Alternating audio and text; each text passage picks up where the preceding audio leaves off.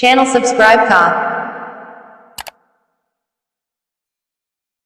اللهم صل على سيدنا محمد وعلى آل سيدنا محمد وبارك وسلم. أمين. الحمد لله رب العالمين والعاقبة للمتقين والصلاة والسلام على سيدنا المرسلين. ربنا ظلمنا أنفسنا وإن لم تغفر لنا وترحمنا لنكونن من الخاسرين. اللهم إنك عفو كريم تحب العفو فاعف عنا يا غفور يا رحيم.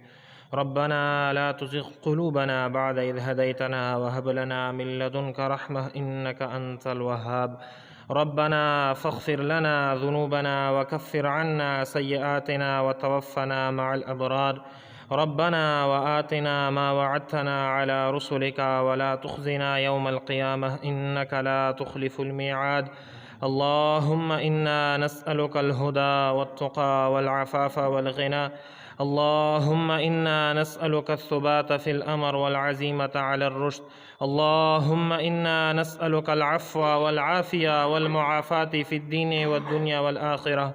اللهم يا شافي الأمراض اشف مرضانا ومرضى كل المسلمين.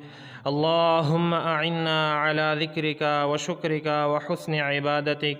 اللهم ارحم أمة محمد صلى الله عليه وسلم. اللهم ارحم أمة محمد صلى الله عليه وسلم. اللهم اهد أمة محمد صلى الله عليه وسلم. اللهم انصر المسلمين في كل مكان. اللهم انصر المجاهدين في كل مكان.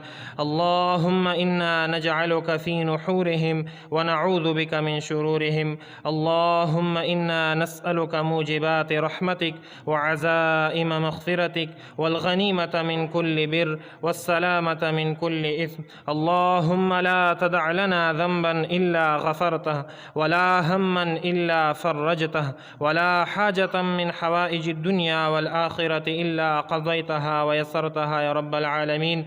اللهم إنا نسألك علما نافعا وقلبا خاشعا وعملا صالحا متقبلا ويقينا صادقا ولسانا ذاكرا شاكرا. اللهم إنا نعوذ بك من علم لا ينفع ومن قلب لا يخشع ومن دعاء لا يسمع ومن نفس لا تشبع ومن عين لا تدمع. یا الله ته دې موږ ولا ټول صغیره کبیره ګناهونه معاف کړي. یا الله خطأ مو کړي دي، قصدن مو کړي دي. یا الله په خلکو په مخ کې مو کړي دي، یا الله په پټه مو کړي دي. یا الله ته په ټولو ګناهونو باندې خبر یې. مونږ خو دومره نافرمان یو چې خپل ګناهونه رانه هیر دي چې کوم ګناهونه مو کړي کوم مو نه دي کړي. یا الله ته مو ټول ګناهونه معاف کړي. یا الله نن دې تو کور ته چې دا په جرګې تو کور کې ناست وي، یا الله مونږ خدا چې دا کنه کتلی دي چې څوک دې چا کور ته ویر شي هغلته کې مفي وغوړي هغه ته مفي کېږي.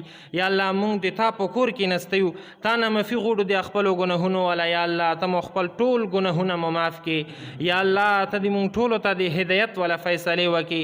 یا الله دې رحم والا معامله دې موږ سره وکړي.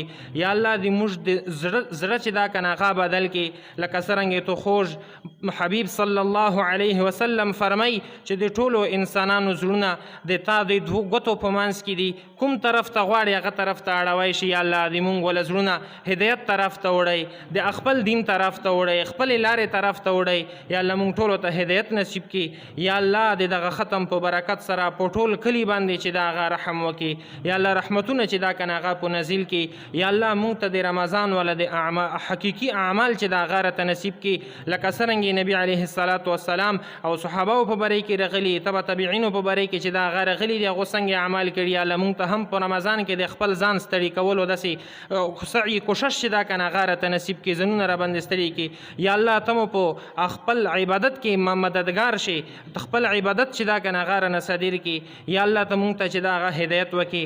یا الله په څومره دنیا کې څومره مسلمانان نن په تکلیف کې دي، یا الله د نبی علیه الصلاة والسلام امتیان نن ټول په تکلیف کې دي. مسلمان channel subscribe का।